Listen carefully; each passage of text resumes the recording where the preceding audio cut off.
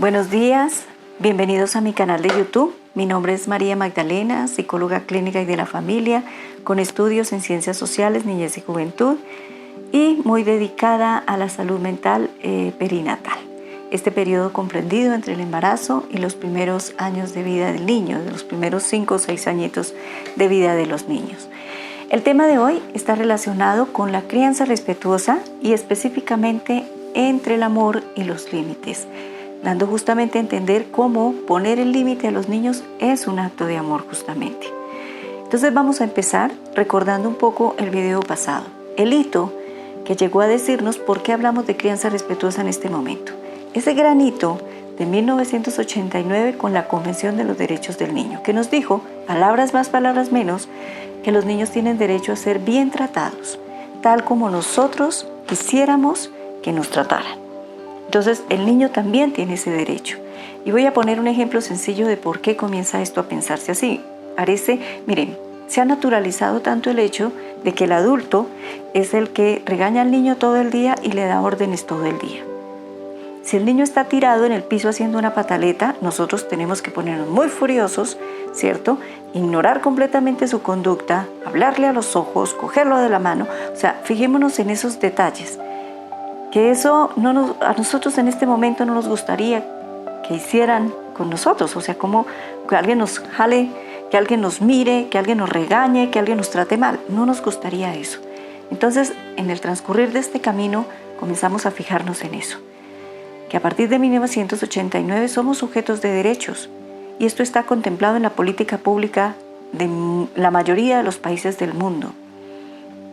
Entonces, comenzar a pensar de esta manera también nos dejaba en una posición un poco difícil para los padres de familia. Si ya no los podemos regañar, si ya no los podemos gritar, si ya no podemos hacer nada de esto, entonces, ¿qué hacemos? Entonces, ahí viene el asunto, ¿no? Primero, fijarnos que si nosotros tenemos derechos, no podemos olvidarnos que también tenemos deberes. Y esto también está contemplado en la ley. Lo que pasa es que a veces la tendencia es a irnos a los extremos, irnos al otro lado y olvidarnos de que todo esto, como todo en la vida, tiene equilibrio. Si yo también contemplo el deber de que el niño tiene, ahí es donde justamente me paro en los límites. Cómo yo le enseño a mi hijo los límites dentro de un contexto amoroso, porque esa es la idea central de esto, dentro de un contexto amoroso. Entonces, vamos a fijarnos en una cosa. Mejor, vamos a hablar de dos claves para identificar el amor y los límites. Por lo general me dicen a mí, deme el tip, deme la clave, ¿sí? Bueno, voy a dar dos claves. El tip, no sé, esto si sea un tip o no lo sea, cada uno lo descifra a su manera. Pero por lo menos dos claves sí. Lo primero es que los límites están en todas partes. Nosotros como padres no tenemos que preocuparnos por saber cuáles son los límites de nuestros hijos. No es simplemente aprender a verlos, a identificarlos. ¿Cuáles fueron los límites que la sociedad nos impuso? Eso es importante que lo comencemos a pensar. Entonces, los límites están hechos en la vida cotidiana, están construidos todo el tiempo, permanentemente en todas partes. Entonces, vamos a poner un ejemplo para que esto sea un poco más claro. Vamos a recordar, a fijarnos en las boyas o en las balizas que hay en el mar, estos límites que nos están diciendo que hasta ahí podemos llegar. Entonces fijémonos que como un límite es un acto de amor. Si yo atravieso ese límite, si mi hijo está nadando por ahí, lo atraviesa, entra en una zona de peligro. Yo le pongo el límite, yo le digo, mira, no podemos pasarnos de aquí. Si ves estas boyas que están ahí o estas balizas que están ahí, me están mostrando que yo no puedo pasarme hacia allá. Entonces yo lo protejo de un peligro, de un posible peligro. Y le doy a entender también, porque me va a preguntar, ¿y por qué no puedo pasarme al otro lado? Digo, porque es una zona de peligro y es el hábitat de una especie marina, ¿sí? Entonces, no podemos abordar y no podemos transgredir el espacio que es del otro, que le corresponde al otro. Este es nuestro espacio y aquí podemos disfrutar y podemos pasarla muy bien. Entonces ya el niño va aprendiendo y sobre todo porque está viendo el límite y se está dando cuenta de que se está ahí y el niño lo aprende. El niño solamente tiene que entender que de la mano del adulto que está identificando los límites y los peligros que yo pueda tener, yo puedo aprender. ¿Sí? Entonces fijémonos en eso. Ese es el primero. Bueno, Antes de eso, pasemos a un ejemplo sencillo de estas cosas.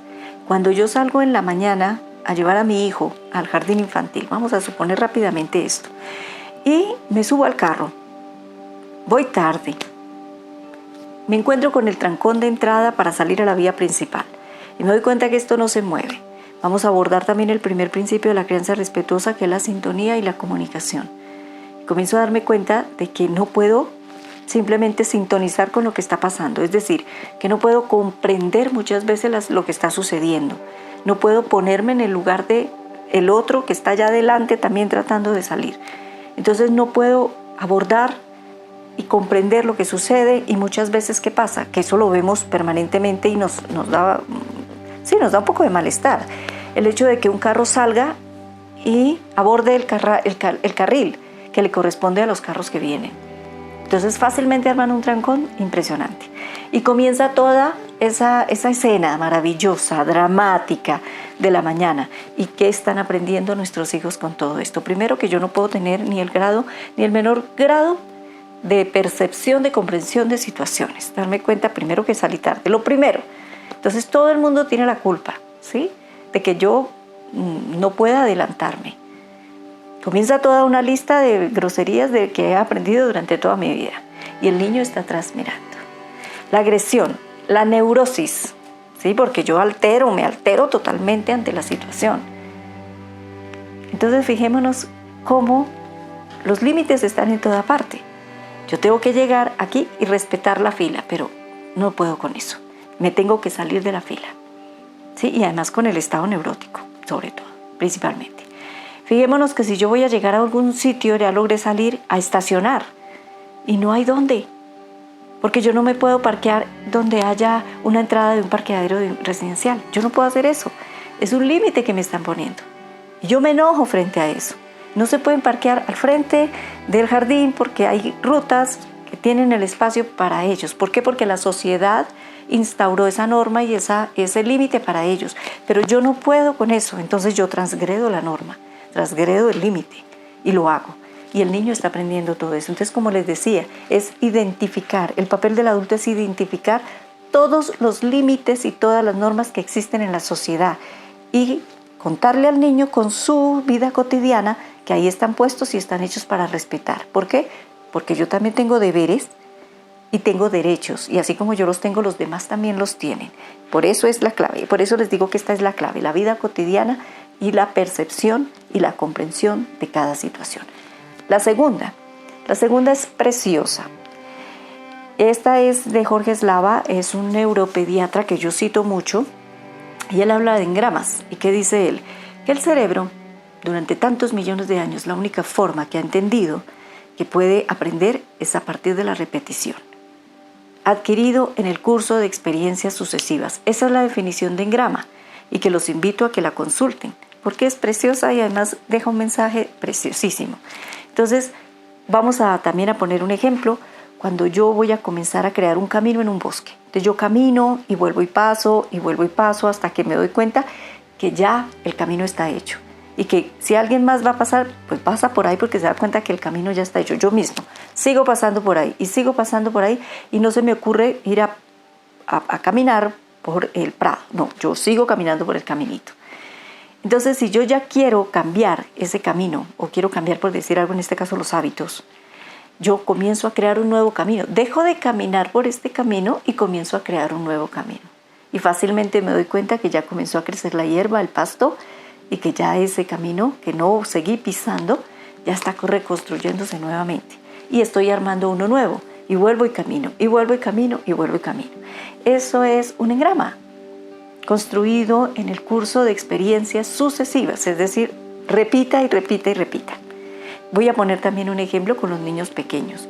Y de paso podemos abordar el segundo principio, que es el del abrazo, el del contacto. Sí, el de cómo le hablamos a nuestros hijos, el de la simbiosis también, ese contacto que yo voy a mantener con mi hijo, porque puedo lograr comprender también situaciones y darme cuenta de esa situación del apego-desapego. Vamos a poner el ejemplo también. Entonces vamos a pensar que nuestro hijo va caminando. Este es un ejemplo también de Jorge Slava con su nieta que me pareció fabuloso. Entonces él va caminando y encuentra una tomacorriente. Vamos a simular eso, vamos a imaginarnos. Entonces, ¿qué hago yo con un tono de voz adecuado? Un tono de voz firme, pero muy cariñosa. Le digo, no se toca, ¿sí? ¿El niño qué hace? Seguramente va a empezar a llorar porque está frustrado, porque simplemente no me están dejando hacer lo que yo quiera, ¿cierto? Pero ese es un límite. Yo simplemente me acerco a él, lo alzo, lo tomo en mis brazos, lo miro a los ojos y le digo, no, mi amor, eso no se toca. ¿Sí?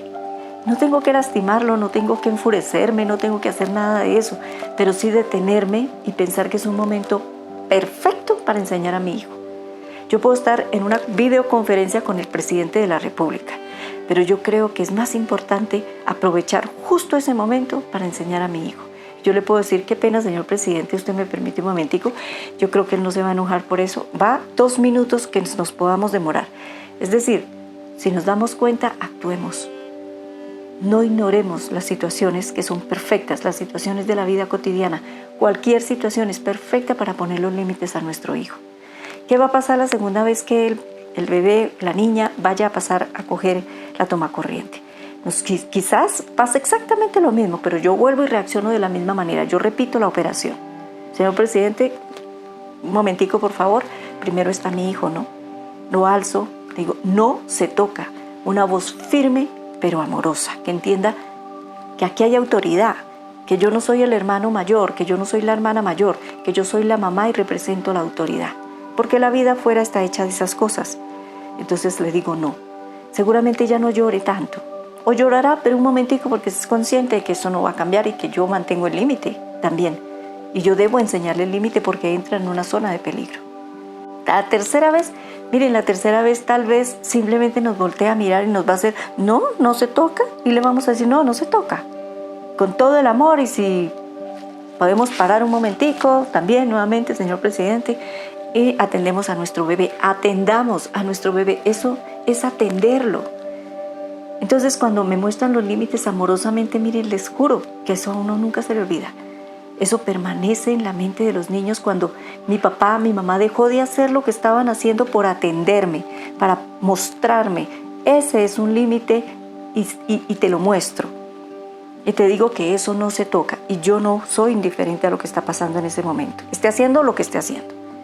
Miren, la cuarta vez que vaya a intentarlo va a pasar por un lado y ni siquiera lo va a mirar, porque ya entendió perfectamente, porque papá me enseñó, mamá me enseñó, que ahí ya vi que esa era una zona de peligro y yo no la traspaso.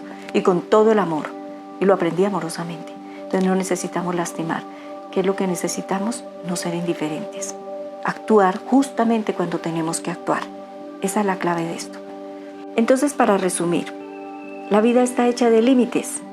No tenemos que ir a buscar cuáles son los límites que yo tengo que presentarle o mostrarle a mi hijo. No, la vida social está hecha de eso.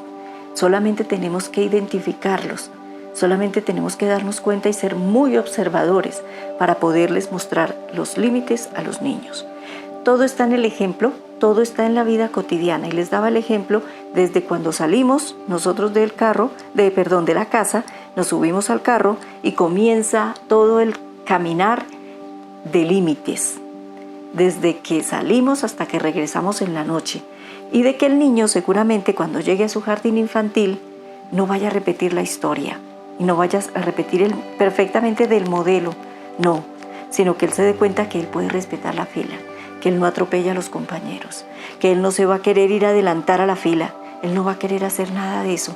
¿Por qué? Porque en el diálogo, cuando sale de su casa y se encuentra con los carros, simplemente dice, bueno, mi amor, seguramente el semáforo está dañado. Debe haber algún accidente de tráfico por el que estamos más demorados que de costumbre.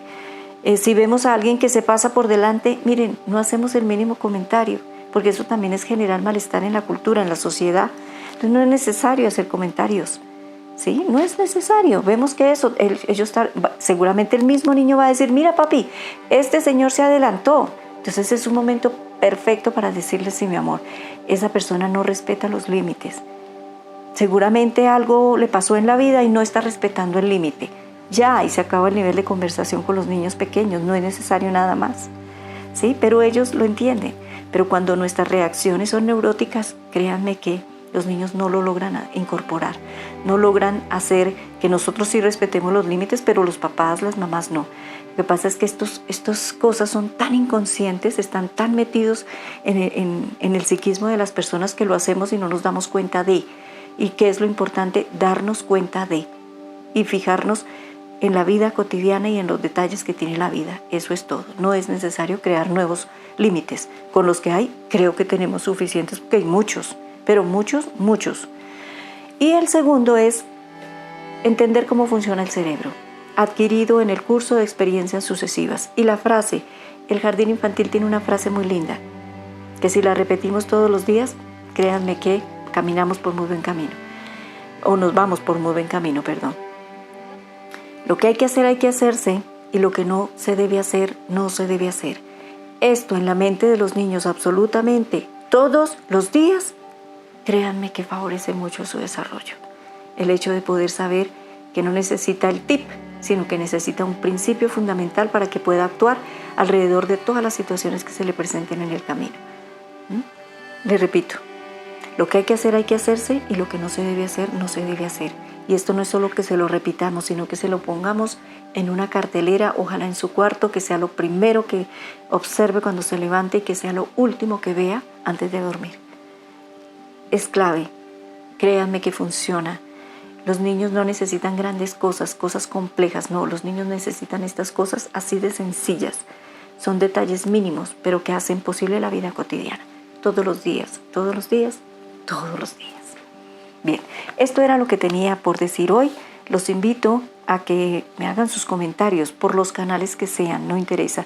Que yo pueda ver sus comentarios y pueda ir reforzando en cada uno de los videos que continúan de aquí para adelante, hablando de estas cosas de la crianza respetuosa.